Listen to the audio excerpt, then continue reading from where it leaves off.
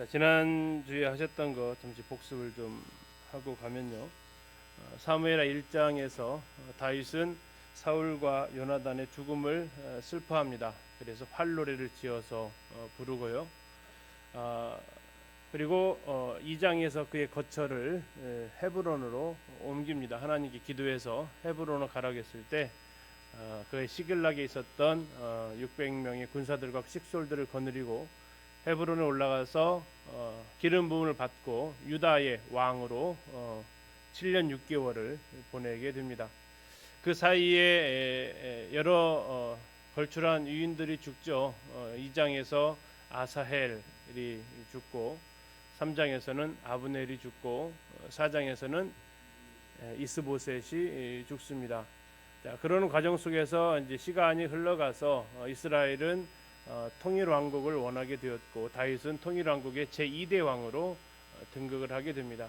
그래서 5장에서 다윗은 이제 예루살렘으로 수도를 옮기게 되고 그 소식을 들은 블레셋이 군사적으로 공격을 해오는데 두 번에 걸쳐서 그 전쟁에서 승리를 하게 되면서 이제 어엿한 이 팔레스타인 땅에 가나안 땅에 이스라엘 국가가 블레셋에 대항해서 이렇게 나라가 세워지는 모습을 볼 수 있습니다.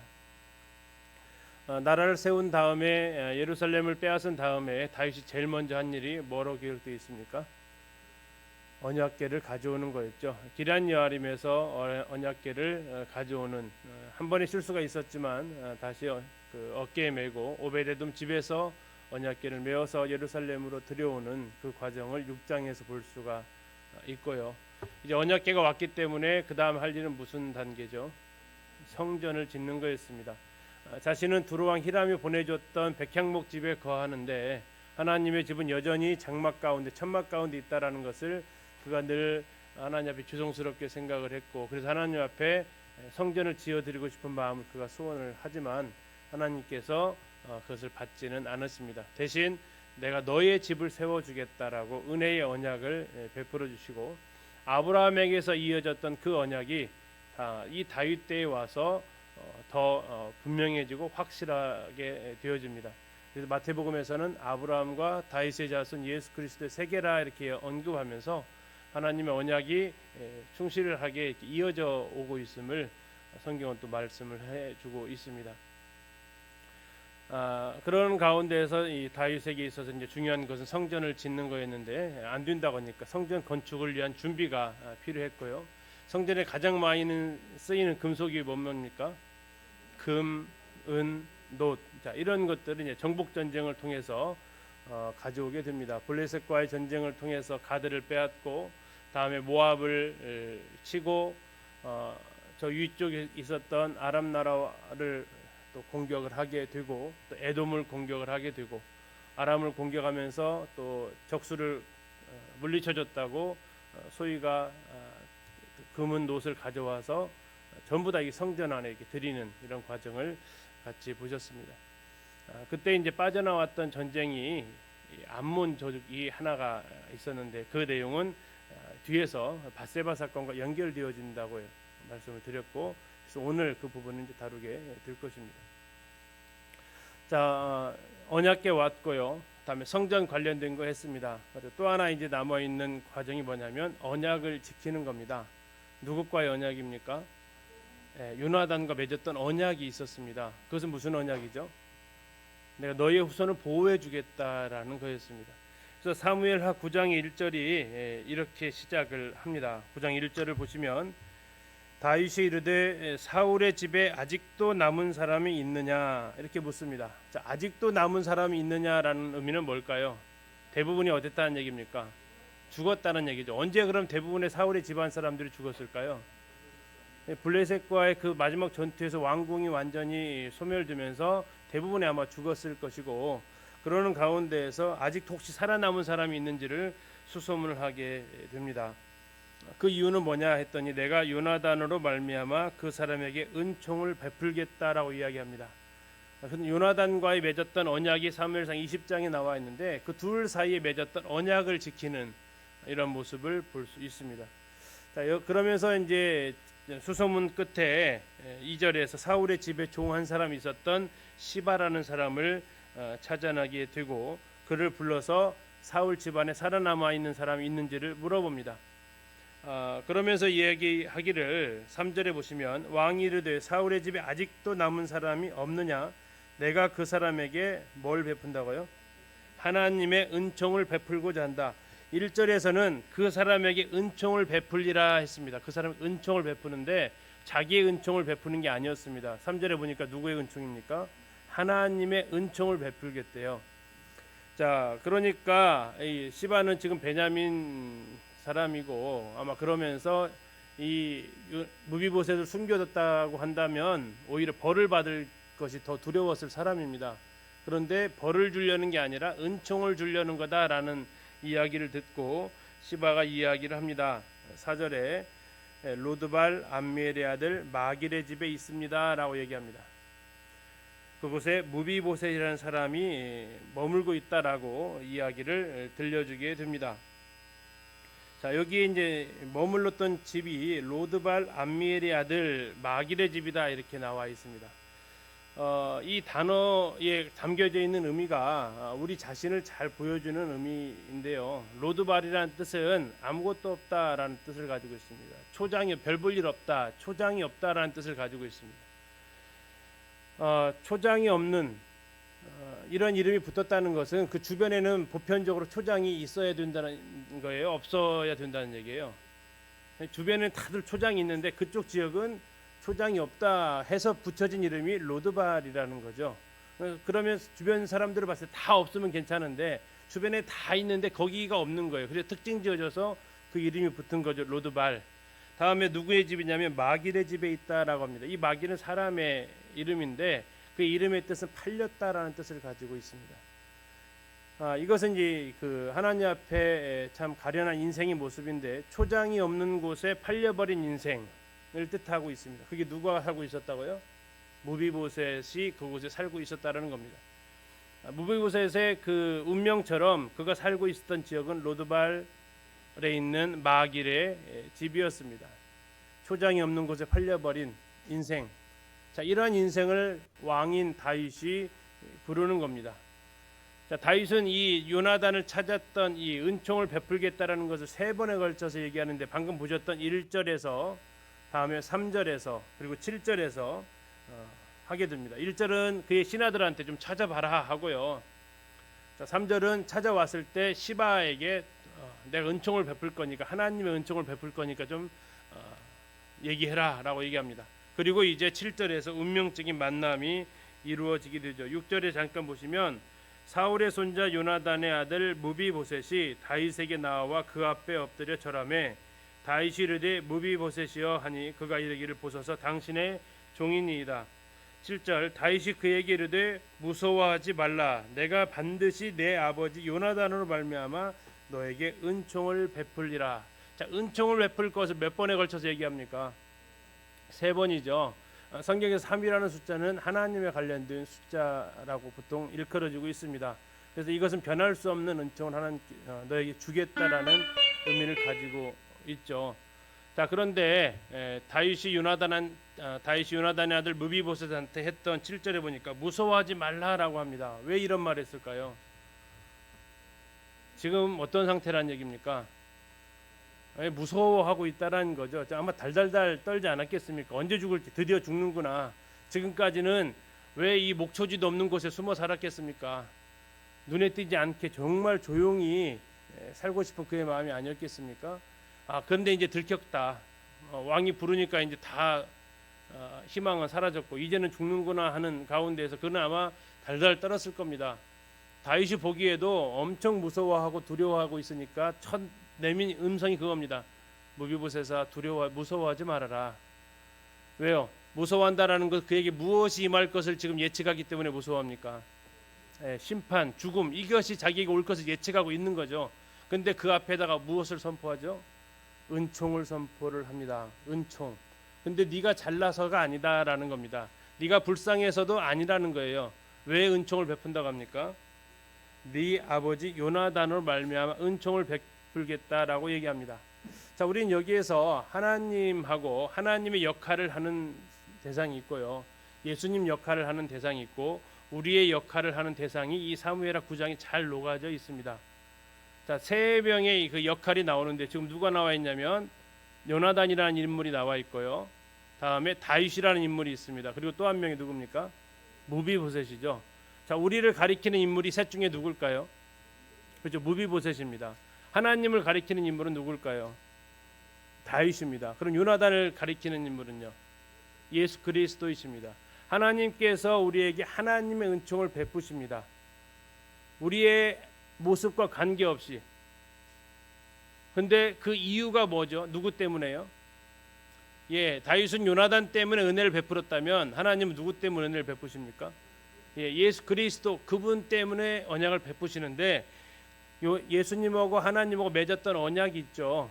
다윗과 요나단이 맺었던 언약처럼. 무슨 언약입니까? 피로 맺은 언약이 있습니다. 하나님 앞에서 예수님께서 피로 세우신 언약이 있지 않습니까?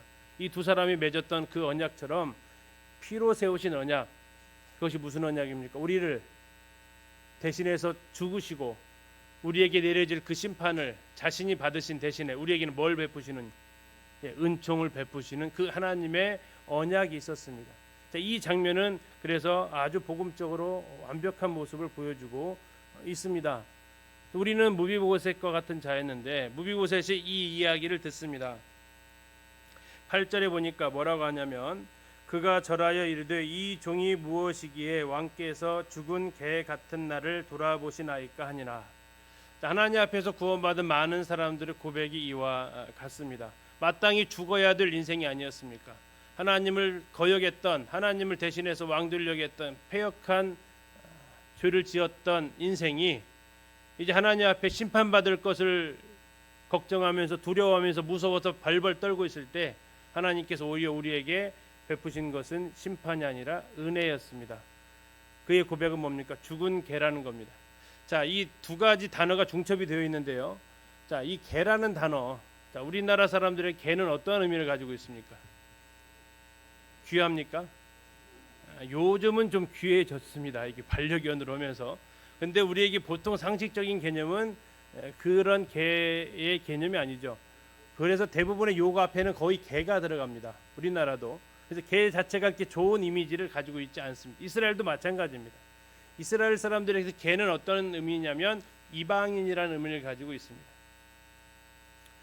이 신약에서도 이 개라는 의미를 그런 의미에 쓰여지고 있죠. 이방인이라는 개념입니다. 그런데 개도 하찮은데 만약에 죽은 개면요, 이건 뭐 더 이상 볼 가치조차가 없는 것이 죽은 개입니다. 그냥 무비보셋이 왕께서 개 같은 나를 돌아보시나이까 해도 괜찮아요. 이건 충분히 자기를 낮춘 건데 무비보셋은 여기에서 한 발 더 나아가서 뭐라고 표현했다고? 자기를요, 죽은 개라고 표현한 거예요. 아무런 정말 쓸모가 없는, 아무런 쓸데없는 자다라는 그의 고백을 이 죽은 개라는 단어를 통해서 그가 고백을 하고 있습니다. 그러나 죽은 개에게 내려진 은혜가 뭡니까? 7절 끝부분에 보면 다윗이 이렇게 얘기합니다. 사울의 모든 밭을 다 너에게 도로 주겠다.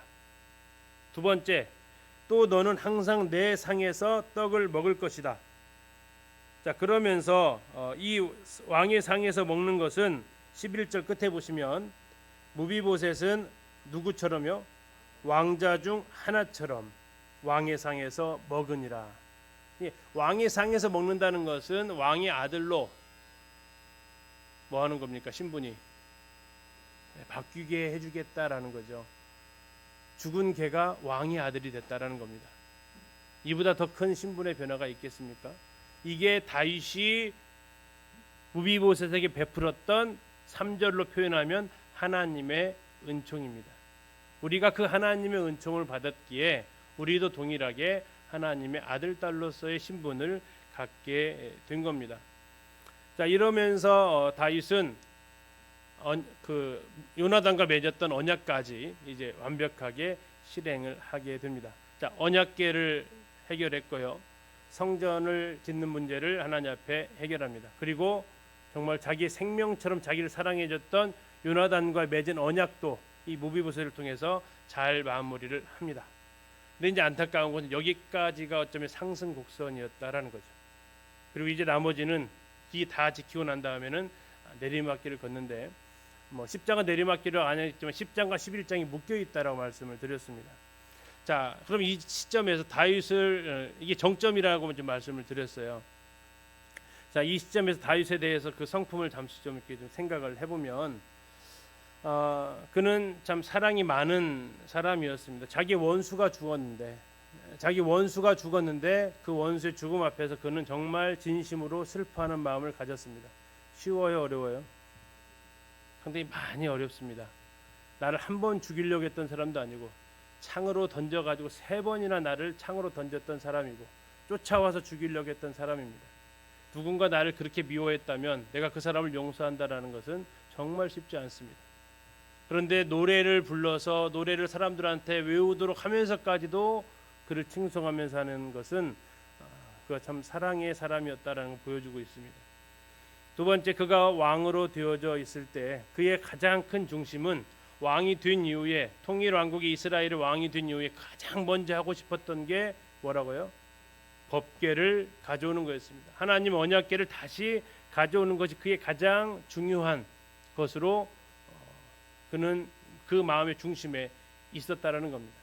우리가 구원받은 이후에 내 삶에서 오늘 살아가는 내 삶에서 가장 먼저 중심을 잡아야 될 것이 무엇인지를 내가 눈을 떠서 제일 먼저 어디를 향해야 되는지를 내 인생에서 내 가장 우선순위에 무엇을 두어야 할 것인지를 이 다윗을 통해서 볼 수 있습니다. 그래서 하나님께서는 다윗한테 이런 평을 하시죠. 사람들은 외모를 보거니와 나 여호와는 중심을 본다. 이 중심을 보는 것이 하나님의 마음에 합했다라고 얘기하십니다. 세 번째, 그는 언약의 사람이었습니다. 하나님으로부터 은혜로 언약을 받았습니다. 아브라함을 통해서 시작되어진 그 약속의 자손의 언약을 자기를 통해서 이제 하나님 앞에 또다시 받게 되는 언약의 사람이었습니다. 우리 성경에 나와 있는 그 언약이 나와 연관이 되나요? 성경에 나와 있는 그 말씀이 내 삶과 연결이 되고 있습니까? 아니면 성경 따로 내 삶 따로인가요? 요 근래에 하나님의 말씀으로 인해서 내 삶에 어떤 영향을 받은 게 있으신가요? 하나님의 말씀을 들어서 하나님의 말씀 읽다가 내 생각이 바뀐 게 뭐가 있으신가요? 하나님의 말씀을 통해서 안 하던 것을 하게 된 것이 뭐가 있었나요? 하던 것을 안 하게 된 것은 또 뭐가 있었나요? 아브라함에게 맺었던 그 언약이 거의 1000년 지난 다윗에까지 이어져서 그 언약이 여전히 유효한 것이 하나님의 말씀입니다. 오늘날 우리에게 주어진 이 하나님의 말씀이 내 삶에 어떠한 영향력을 행사하고 있는가, 그리고 나는 하나님의 언약 가운데 살아가고 있는가를 또한 이 다윗을 통해서 생각하게 됩니다. 그리고 방금 보셨던 대로 다윗은 요나단과 맺었던 그 언약을 또 지키는 사람이었습니다. 두 발이 절뚝이었던 그 무비보셋을 죽은 개라고 자신을 소개했던 그를 왕의 아들처럼 왕궁에서 살면서 먹게 하는 그의 모습을 통해서 다윗이 여러 가지 많이 더 칭찬할 부분들이 있지만 그의 지금 삶을 쭉 돌아보고 왔을 때 성경에서 말하고 있는 대로 그에게 흠을 찾기가 거의 없습니다. 지금까지 살아온 삶 자체가 그러잖아요. 실수한 부분이 언약궤 외울 한두가 있긴 했지만 그의 중심에서 흐트러진 것은 없었다는 겁니다. 근데 이제 10장부터 나타나는 그의 삶은 지금까지 보아왔던 그의 삶의 모습과 참 많이 안타까운 모습이다라는 사실 앞에 우리의 삶도 또한 동일할 수 있다라는 경각심도 가지게 됩니다. 사무엘의 10장에 보시면 암몬과의 전쟁입니다. 원래 이 10장에 나와 있는 암몬과의 전쟁은 8장으로 가 있어야 돼요. 8장이 전쟁의 묶음이거든요. 사무엘 상하는 시간적인 흐름도 기록이 되어져 있지만 어느 부분에 가서는 주제 중심으로 이렇게 모아놨다고 말씀을 드렸는데 이 장면이 또한 그렇습니다. 이 사무엘하 10장에 나와 있는 암몬과의 전쟁은 그 배경부터 설명을 하고 있습니다. 다윗이 어려웠을 때에 암몬 왕 나하스가 다윗을 많이 도와줬다고 나와 있습니다. 성경에는 언제 도와줬는지는 알지 못합니다. 그러나 우리가 추측할 수 있는 것은 이 다윗과 암몬 사이에 공공의 적이 있었습니다. 누굽니까? 사울 왕입니다. 사울 왕의 첫 번째 전투가 누구랑 싸운 전투입니까? 이 암몬 왕 나하스하고 싸운 전투였어요. 길란 야베스에서 첫 번째 전투를 통해서 이기면서 길갈에서 공식적으로 왕으로 등극하잖아요. 자, 그래서 암몬하고 사울하고는 굉장히 사이가 안 좋은 겁니다. 다윗은 사울이 계속해서 죽이려고 했던 사람이었기 때문에 아마 이 둘 사이에 그 공통점을 찾으라면 아마 그런 부분들이 있긴 합니다. 근데 언제 도와주고 언제 이렇게 친하게 지냈는지는 성경에 이렇게 나와 있지는 않습니다. 그러나 아무튼 다윗이 10장 1절에서 이렇게 얘기를 합니다. 10장 2절에서 다윗이 이르되 내가 나하스의 아들 하눈에게 은총을 베풀되 그의 아버지가 내게 은총을 베푼 것 같이 하리라. 그러니까 암몬한테 신세를 졌다는 얘기입니다. 암몬 왕 나하스한테. 그래서 이제 죽었다는 소식을 듣고 조문객을 보내줍니다. 조문객을 딱 보내니까 이제 암몬 왕 나하스의 아들이었던 한운이 왕이 되었죠. 이 한운이 가만히 보니까 이 사람들이 왜 왔을까 싶은 거죠. 이제는 떠돌이도 아니잖아요. 이젠 한 나라를 차지한 왕입니다. 왜 왔을까? 떠돌이 같으면 서로 공통점이 있습니다. 사울이라는 공공의 적이. 근데 지금 그것이 사라져 있는 상황에서 왜 왔을까? 결론은 무엇으로 내립니까? 조문으로 온 건 아니다. 조문을 핑계로 모았다. 정탐하러 왔다. 정탐의 목적은 뭡니까? 전쟁을 통해서 우리나라를 빼앗고자 하는 거다라고 이렇게 결론을 내립니다.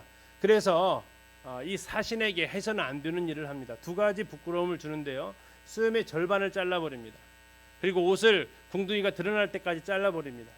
자, 수염을 절반을 잘랐다는 얘기는 어디를 잘랐을까요? 1번 여기까지 확 잘라버렸다. 2번 여기까지 해서 이쪽을 잘라버렸다. 1번, 2번이요. 자, 어느 게 더 부끄러울까요? 2번이 더 부끄럽겠죠. 그럼 몇 번 하셔야겠어요? 2번을 하는 겁니다. 이거 잘라가지고는요 괜찮아요. 이거 다듬으면 되고요. 근데 이걸 이쪽을 잘라버리면요, 이쪽이 이제 나가지고 어느 정도 나가서 이 균형 맞출 때까지는 정말 부끄럽게 다니는 거죠. 얼굴 자체를 드러내니까. 다음에 두 번째, 의복을 중동 볼기까지 잘랐대요. 엉덩이까지 잘랐대요. 어떻게 자른 것 같으세요? 어떻게 하면은 엉덩이가 드러나게 됩니까? 초미니로 자른 겁니다. 초미니인데 아주 초미니로 자른 거예요. 핫팬츠의 출발인지는 모르겠는데 핫팬츠의 출발이에요. 그래서 그림을 하나 이렇게 그린 것이 있더라고요. 잠시 좀 보여드리면, 자, 지금 이 수염 잘린 거 보이십니까? 수염 잘린 거 보이세요? 지금 반절만 잘랐어요. 이렇게 보이시죠? 여기 수염이 지금 이쪽은 있는데 이쪽은 없잖아요. 그렇죠? 다음에 엉덩이가 드러나게 뭐 했다고요? 바지를 자른 거예요. 지금 보세요. 이제 속옷이 보이는 거예요. 어디까지 잘라? 엉덩이까지 딱 드러나게 자른 거예요. 자, 이러다 보니까 이 그들에게 있어서 이 수치심이 어떻겠습니까? 이 얼굴로, 이 몰골로 어디를 갈 수 있겠습니까? 예, 그러다 보니까 그들은 이 상황을 다윗한테 알릴 수밖에 없었죠. 다윗이 그 이야기를 들으니까 어때요? 야, 그 몰골로 이 예루살렘 들어오지 마라. 그래서 여리고에서 잠시 머물다가 수염이 기를 때까지 기다려라. 자, 수염이 이게 그들의 긴 수염이 이게 참 빨리 안 자라거든요. 어느 정도의 시간을 걸렸을 거를 생각을 한번 해볼 수 있죠. 근데 사신한테 이렇게 행동하는 것은 곧 뭐 하자는 겁니까? 예, 싸우자라는 거죠. 전쟁하자라는 겁니다. 그래서 다윗이 이제 군대를 소집을 합니다. 자, 암몬의 입장에서도 전쟁이 일어날 걸 예측할 수가 있죠. 그러면 암몬의 입장에서는 어떻게 되겠습니까? 예, 대비를 해야겠죠. 근데 자기들의 군사력 가지고는 이게 안 돼요, 감당이. 그러니까 어떻게 합니까? 그 이웃 나라한테 싸움을 할 수 있도록 그 동맹을 맺자라고 요청을 합니다. 그게 어디냐면 아람 나라입니다. 나중에 아람은 아마 유명한 것이 그 나아만 장군으로 많이 유명하죠. 그가 해당되었던 그 아람의 북쪽에 연합군을 요청을 합니다. 왜? 이미 모압한테 요청할 수도 있겠지만 모압은 이미 다윗이 공격을 해가지고 3분의 1을 죽여버렸기 때문에 뭐 군사력을 없습니다. 위에다 요청을 지금 한 상태입니다. 자, 이렇게 오다 보니까 군사가 굉장히 많아졌어요. 자, 이때 이제 군대 작전을 전략을 짜야겠죠. 이 요압이 그래서 작전을 짭니다. 야, 우리 군대를 둘로 나누자. 둘로 나눠서 내가 저 북쪽 연합군을 맡을 테니까 너는 이쪽 암몬에 여기에 있는 이 군대를 맡아라라고 얘기합니다. 그래서 어느 한쪽으로 밀리면 우리가 서로 도와주자라고 이렇게 이야기를 합니다. 자, 이 연합군이 메드바까지 내려오는데 이 암만에 있는 곳입니다. 이따 위치를 지도를 통해 잠깐 보여드리겠습니다. 자, 이렇게 해서 전쟁이 시작하는데 이게 1차전입니다. 암몬과 1차전. 이 암몬과의 싸움은 3차전까지 가는데 굉장히 싸움이 길었다는 얘기입니다. 자, 1차전에서 요압과 아비새의 승리로 이 전쟁이 승리를 하게 됩니다. 자, 그래서 아람 사람이 이제 막 도망갑니다. 도망가는데 싸워서 졌으니까 그대로 물러나요? 다시 한번 더 싸우고 싶어요. 다시 싸우고 싶죠. 그래서 이 사람들이 다시 군대를 모아서 다시 싸우게 됩니다. 근데 이때는 누가 출전해서 이들을 물리치냐면 다윗이 와가지고 이들을 공격을 해서 이들을 물리치는 게 2차전입니다. 2차전. 그래서 다윗이 승리를 하게 되고 이제 아람은 도저히 이스라엘과는 싸우면 안 되겠다라는 것을 뼈저리게 느끼고 이제 퇴각을 하게 됩니다. 이제 뭐만 남았습니까? 그러면 이제 암몬만 덩그러니 남은 거예요. 이제 암몬만 덩그러니 남아 있습니다. 자, 그리고 이 싸움에서 완전히 10장에서 이 싸움이 끝나지를 않게 되고 이 싸움은 잠시 소강 상태로 들어갑니다. 왜 잠깐 쉬었을까요? 먹고 살아야 되잖아요, 그죠? 먹고 살아야 됩니다. 그래서 뭐 하러 가셔야 되냐면 이제 추수하러 가셔야 돼요. 그래서 잠시 이제 전쟁도 다 살려고 하는 거니까 잠시 소강 상태로 들어갑니다. 그래서 11장 1절에 보면 처음 시작이 뭡니까?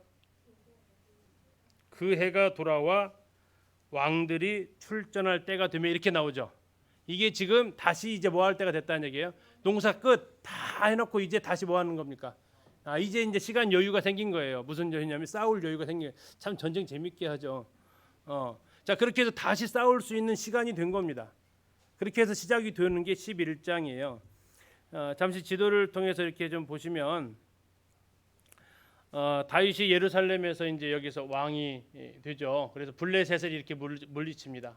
그다음에 모압을 가서 물리쳐요. 다음에 이 암몬, 그다음에 차근차근히 가면 이 암몬으로 올라가야 되는데 이 암몬의 전쟁은 좀 놔두고 이 북쪽을 치는 것을 또 얘기를 합니다. 이 북쪽을 공격을 해가지고 하고 그러다 보니까 이제 이 공공의 적이 된 거죠. 다윗은 아람하고 암몬에. 그래서 3차 전쟁이 이제 암몬하고 싸우면서 이루어지게 됩니다.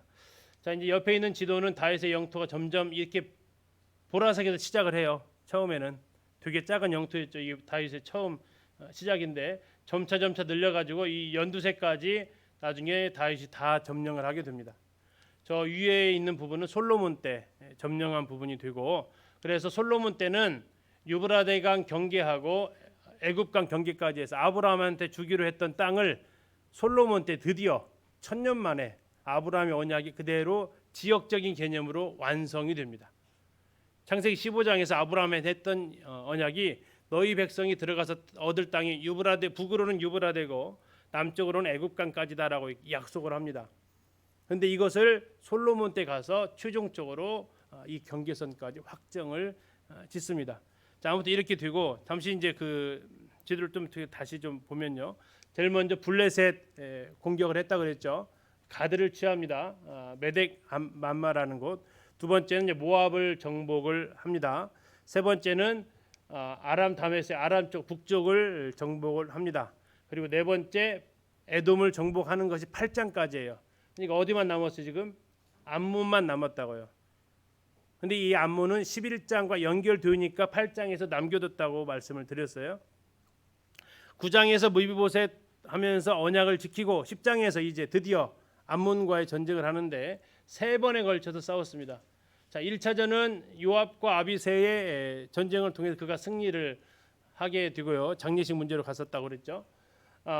그리고 여리고를 보냈고 두 번째는 이 다윗이 출전을 해가지고 이 기습 작전을 통해서 이 암몬의 2차 모았던 군대를 아람에 모았던 군대를 다시 정복하는 이런 과정 가운데 있습니다. 그리고 이제 11장은 몇 차전이라고요? 3차전이다라고 생각하시면 돼요. 이 암몬과의 싸움이 만만치 않았던 것도 볼 수 있어요. 자, 다윗의 정복 전쟁을 정리하면 그렇습니다. 제일 먼저 5장에서 예루살렘을 정복을 하죠. 그리고 이 소식을 듣고 찾아온 블라셋을 두 번에 걸쳐서 정복합니다.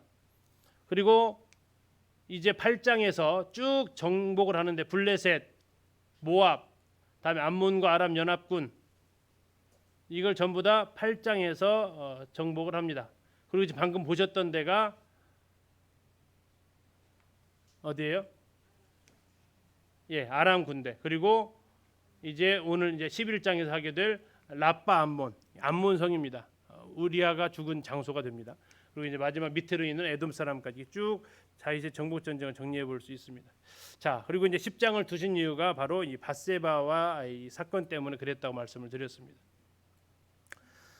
자, 방금 전에 보셨던 대로 1절이 그랬습니다. 그 해가 돌아왔다. 드디어 전쟁할 때가 됐다라는 겁니다. 언제 정도 되냐? 이때가 건기에 싸워야 돼요, 우기에 싸워야 돼요? 예? 건기에 싸우죠. 건기에. 그래서 이 우기로 들어가게 되면 정막절이라는 이런 절기들 쭉 있어서 하기 때문에 과일은 농사짓는데 손이 그렇게 많이 안 가잖아요. 근데 곡식은 손이 많이 가니까 이 우기에 그런 농사를 지어야 되고 6월절이 끝나면 6월절이 맞물려서 시작되어지는 게 초실절이 연결되니 그때 끝나면 전쟁을 다시 시작을 하는 겁니다. 싸울 때가 정해져 있습니다. 우기 때는 거의 농사짓고 하니라 안 싸우고요. 자, 10장 14절을 잠깐 가서 보시면 아까 했던 부분인데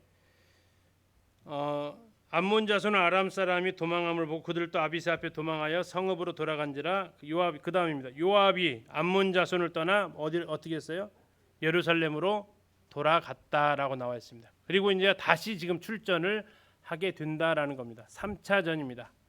자, 3차전의 특징은 다윗이 전쟁에 참여하지 않았다라는 겁니다. 왜 참여 안 했을까 좀 이해 가세요?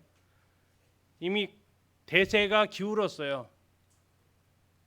자, 사신을 갖다가 모욕을 줬으니까 이건 응징으로 가야 될 상황이죠. 이겼어요. 연합군이 왔을 때 그 연합군 물리쳤다고 1차전에서. 그리고 연합군이 다시 돌아가서 군대를 또 모으고 왔는데 그때 다윗이 출전해서 또 이겼어요. 그러니까 이제 대세가 무슨 상황이에요? 예, 이제 이긴 상황이에요. 이제 이 하나 남았다니까요.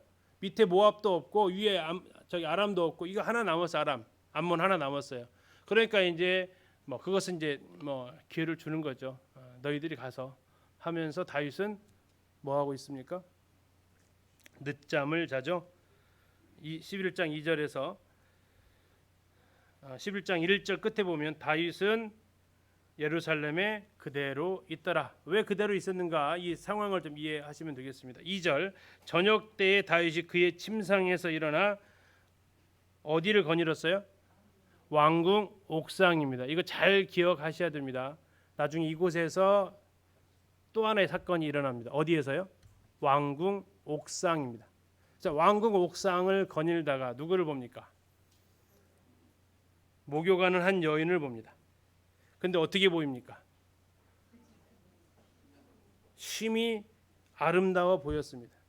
한번 생각을 해보시죠. 거리가 얼마큼 떨어졌을까요? 그래도 꽤 떨어져 있겠죠. 여기서 이렇게 보는 정도는 아니겠죠. 그죠? 그러면 그 대상에 대해서 어떤 그 선명성을 한번 생각해 보죠. 두 번째, 늦게 일어났습니다.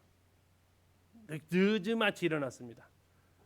자, 그랬을 경우에 그의 지금 그 상태도 한번 생각을 한번 해 보시고, 자, 그러는 가운데에서 심히 아름다워 보였다라고 나오는데 다윗에게는 아내가 몇 명 있었습니까?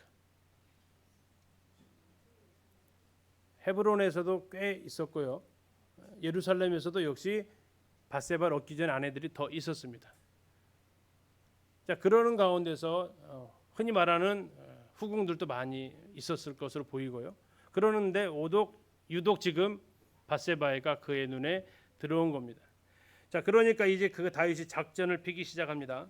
다윗이 3절에 사람을 보내서 그 여인을 알아보았습니다. 뭘 알아봤을까요? 그렇죠. 호구 조사를 한 거죠. 누구 딸이고 유부녀인지 처녀인지 알아보고 다 이 조사를 다 합니다. 자, 이 알아보니까 누구의 아내래요? 우리아의 아내라고 얘기합니다. 근데 우리아의 아내라고만 하지 않고 여러 가지 수식어를 해줍니다. 뭐라고 하냐면 그는 엘리암의 딸이다라고 얘기합니다. 엘리암의 딸. 그러면 엘리암이 특별한 사람일까요? 그냥 평범한 사람일까요? 느낌상으로 좀 특별한 것 같죠. 그 다음에 햇사람, 이걸 또 언급합니다. 햇사람은 어떤 사람입니까? 이스라엘 민족인가요? 아닌가요? 이방인입니다. 가나안 7족속이 한 족속입니다. 다음에 세 번째, 우리아의 아내다라고 합니다. 우리아가 햇사람이라는 얘기입니다. 우리아도 그러면 특별한 사람이라는 겁니다. 뭐 이따 뒤에 보겠지만 굉장히 특별한 사람들입니다. 다윗에게 있어서는 자기 나라가 아닌데도 불구하고 와서 지켰던 사람입니다. 그리고 그들의 용명은 이따 뒤에서 확인하겠습니다. 아무튼 알고 봤더니 알만한 사람의 부인이고 알만한 사람의 딸이었습니다. 그리고 나타나진 않지만 정말 알만한 사람의 외손녀였습니다. 이 정도 됐으면 어떻게 해야 됩니까?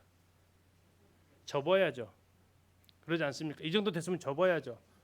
전혀 모르는 사람도 아니고 또 처녀도 아니고 접어야 되는데 다윗은 어떻게 합니까? 4절 다윗이 전령을 보내어 그 여자를 자기에게로 데려오게 하고 그 다음에 그 여자가 그 부정함을 깨끗하게 하였으므로 여자들이 성경에서 레위기에서 부정한 때가 있습니다. 어떤 때 부정하냐면 생리했을 때 부정합니다. 근데 지금 목욕을 한 이유를 얘기를 해주고 있어요. 밧세바가 왜 목욕을 했다고요? 정결 예식한 거예요. 이 유출을 했기 때문에 유출해서 정결케 되려면 깨끗이 목욕을 해서 해야 돼요. 근데 이게 무슨 상황이 되냐면 이게 임신 주기와 연관이 되어져 있다라는 얘기입니다. 자, 생리가 막 끝났을 때의 임신 가능성은 몇 퍼센트 정도 됩니까? 자매님들 거의 아시잖아요, 그죠? 몇 퍼센트 정도 됩니까? 가능성이 거의 없습니다. 물론 100% 불가능한 건 아닙니다. 근데 가능성은 거의 없습니다. 아주 약할 때입니다. 가장 약할 시점 이 정도 됩니다.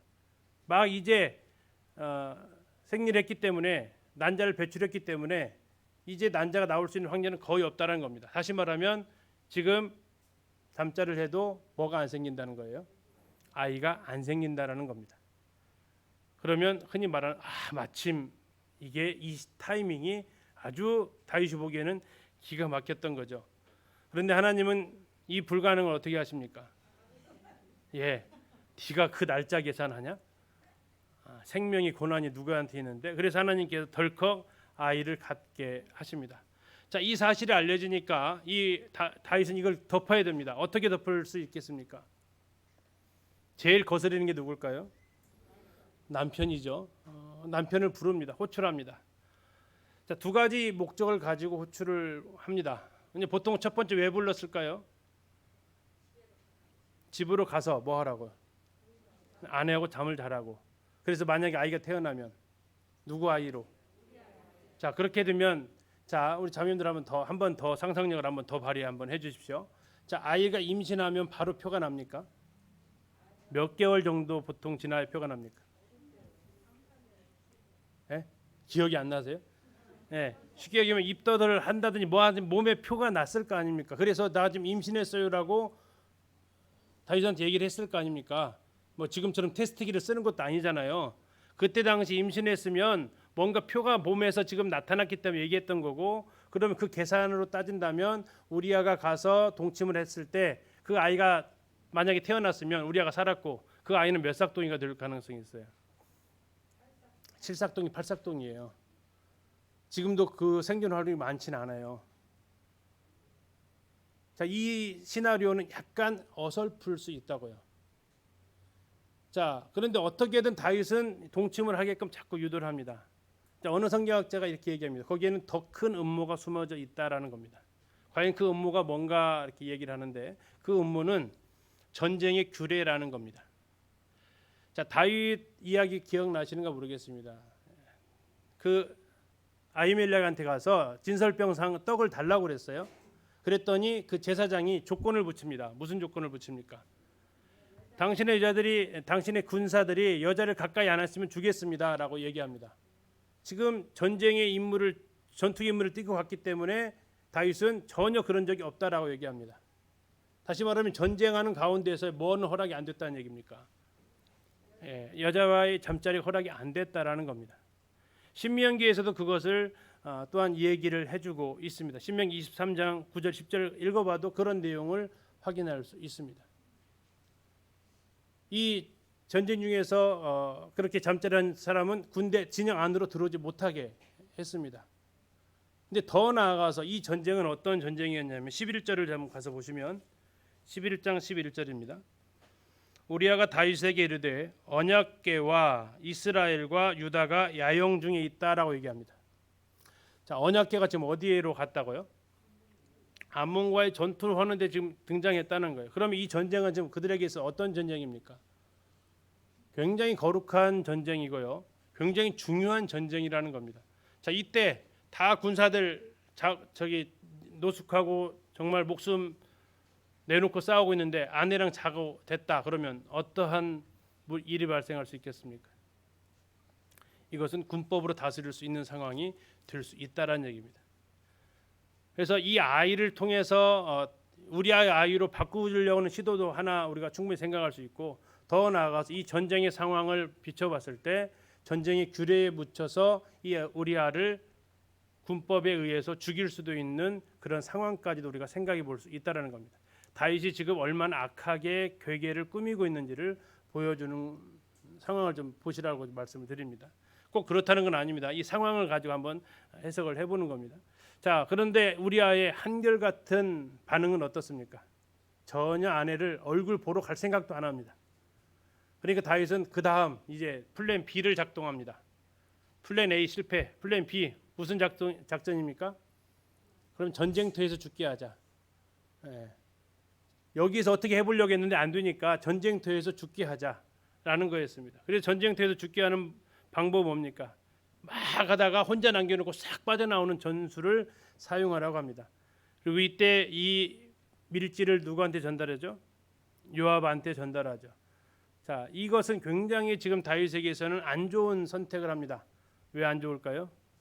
이건 요압한테 코 꿰는 겁니다. 이제 요압한테 완전히 코를 꿰는 겁니다. 지금 이 상황 자체가. 그리고 요압은 이걸 한 것도 느낌상으로 우리는 알 수 있습니다. 자, 이렇게 해서 결국 다윗의 명대로 요압은 실행을 했고 우리아는 죽습니다. 그리고 이 전쟁에 관한 패배의 소식을 예루살렘에 알립니다. 근데 패배의 소식을 알리게 되면 죽을 수 있거든요. 근데 얘기합니다. 야, 우리아도 죽었다고 해라. 그러면 왕이 별 얘기 안 할 거다라고 이 얘기를 해주면서 이것을 마무리합니다. 아니나 다를까 다윗은 얘기합니다. 칼은 이 사람이나 저 사람이나 삼킨다. 걱정 말고 잘 싸워라라고 합니다. 그리고 나서 우리아의 장례식이 끝나고 밧세바를 아내로 맞이하게 되는데요. 이것을 쭉 하나님이 다 지켜보셨어요. 27절입니다. 27절.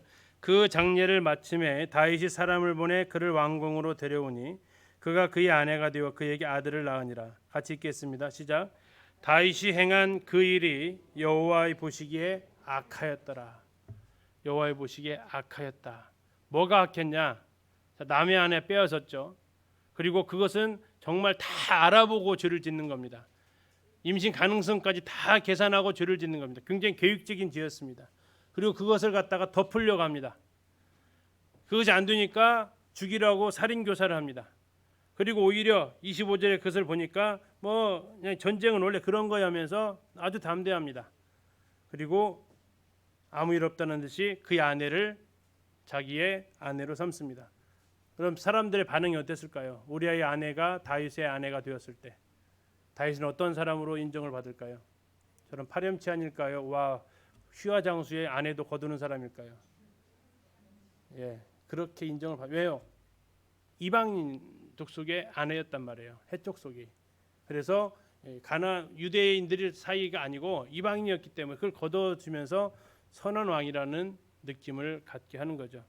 자, 여기서 이제 우리가 생각해 볼 것은 도대체 밧세바는 어디서 목욕을 했기에 들켰냐?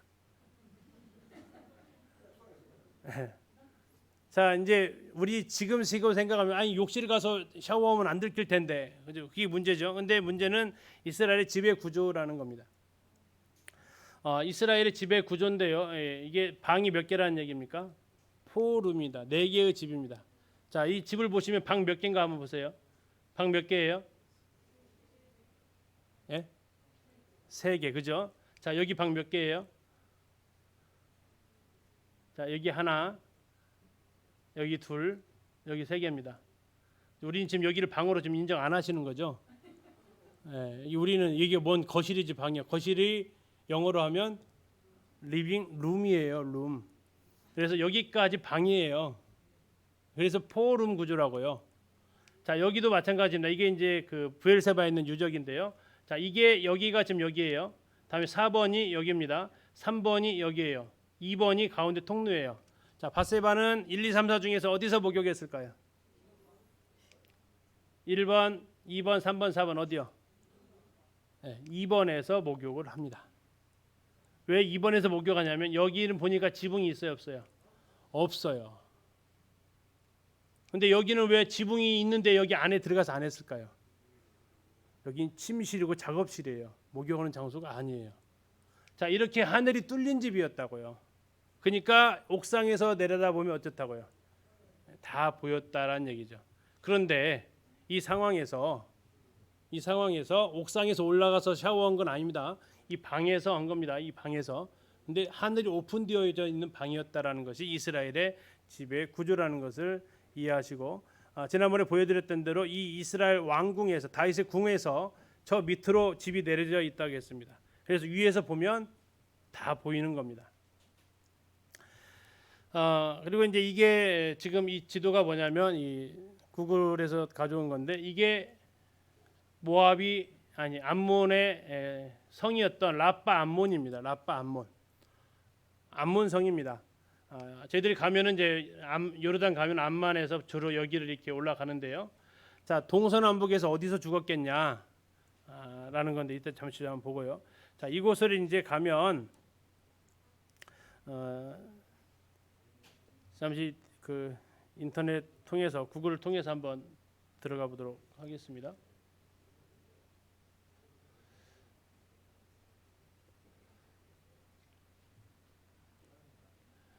자, 이게 좀 축소를 하면요.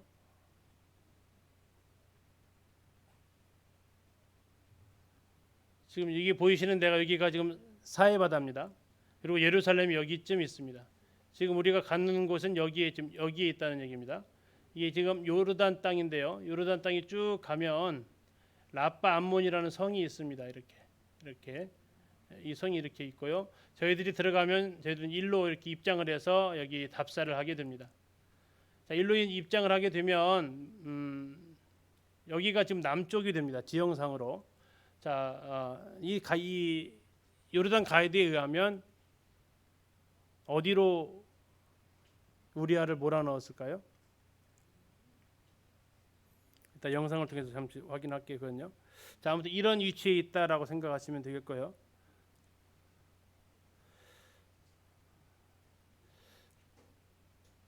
자, 이제 가서 보면 이 라빠 암만의 그 역사가 나와 있습니다. 구약 시대에서는 라빠 암만으로 불렸고, 다음에 필라델피아로도 불렸고, 요즘은 현대에서는 그냥 암만으로 불립니다. 암만. 여기 이제 물이 굉장히 그래도 풍부한 곳이고요. 현재 요르단 인구가 많이 살고 있는 수도입니다. 가서 보면 거기에 그리스 로마 시대에 나온 헤라클레스라는 그 힘센 사람이 있죠. 그의 신전이 있고 그 옆에 비잔틴 시대의 종교 비잔틴 시대라는 것은 기독교가 국교로 공인된 이후입니다. 300년 이후에 세워진 교회 유적도 이렇게 자리하고 있습니다. 근데 이제 이 헤라클레스 신전에 성경에서 앞으로 이제 구약에서 나오게 되는데요. 암몬의 신이 있습니다. 암몬의 신. 그게 누구라고요? 밀곰입니다. 밀곰. 곰 아닙니다. 밀곰이니까 곰이라고 생각하지 마세요. 영어로 그냥 밀곰입니다. 밀곰. 이 어떻게 생겼냐면 이렇게 생겼어요. 곰 아니에요. 곰이라고 생각하지 마시고 이 밀곰의 신전터에 헤라클레스의 그 신전이 이렇게 그 위에다 세워지게 됩니다. 이 밀곰의 성경에 나와 있는 모습은 인신제사를 받았던 암몬의 신입니다. 솔로몬의 엄마 나중에 그 르호보암의 솔로몬의 아내 중에 르호보암이 아들이 있죠. 르호보암의 엄마가 이 암몬 출신입니다. 그래서 그 솔로몬 때 바로 이런 신전이 들어오게 되죠. 원형 경기장도 있고 영상 잠시 한번 보겠습니다. 자, 어디다가 이 싸웠는지도 한번 보시면 되겠습니다. 소리 한번 켜주세요. 골짜기엔 길과 시장이 생기고 언덕엔 자연스레 마을이 생겨 오늘에 이르렀다. 원래 일곱 개 언덕의 암만에 오래된 언덕 시타델에 오른다. 골짜기엔 길과 시장이 생기고 언덕엔 자연스레 마을이 생겨 옛 사람들은 이 작은 언덕에 성을 쌓았고 암만에 오래된 언덕 그것은 도시가 되고 오른다. 또 나라가 됐다. 헤라클레스 신전. 그리고 옛 사람들은 이 작은 언덕에 수많은 제국과 문명이 이 언덕에 도시가 되고 남겨놓았다. 나라가 그 됐다. 중에 얼마나 큰지 사람 지나갈 때 한번 보세요. 메두사 한번. 그리고 수천 년 수많은 제국과 문명이 이 언덕에 الهيلينستي والروماني والبيزنطيني والإسلامي المبكر 수천 년 동안 여기에 사람이 살았던 تاريخنا 역사가 الحديث 있고요. 뭐 보시면 알겠지만 집들이 ووضعنا على 이렇게 هذه 눈 안에 들어오잖아요. 굉장히 높은 지역이에요. الأعمدة كما ترون 이게 비잔틴 각 시대의 종교와 문화 그리고 그 속에 살다 간 사람들의 사연들 이슬람교가 또 지배해서 시타델은 마르지 않는 역사 속 이야기 창고다. 그중 한 사건은 3000년 전 이 시타델에서 벌어진 전쟁과 음모에 관한 것이다. 이야기는 고대로 시간을 거슬러 성서 속으로 들어간다. أرسل يورايا the Hittite أرسله يقاتل العمونيون 우리아에게 공격하라고 وشهدت 한 성입니다. حصارات طويلة فبعت يورايا يقاتل على الجدران الشمالية من الموقع هيك ورا هذا شو اسمه 북쪽 성이라고 그러죠. 시타델이 바로 성서 속 고대 도시 라빠성으로 말로만 듣던 다윗 왕과 우리아의 이야기 무대가 바로 이곳이다. 자, 그래서 이제 그 지도에서 잠시 보면 어디냐면 여기가 이게 지금 북쪽입니다. 이게 지금 남쪽이거든요. 이 북쪽 이쪽이 우리아가 죽었던 장소로 보면 아마 그렇게 공격하기에 양쪽에서 공격할 수 있었던 그 위치를 찾아서 이렇게 공격을 한 것으로 이렇게 보여지고 있습니다. 자, 그럼 여기까지 하시고 10분 쉬었다가 그다음 이어서 하겠습니다.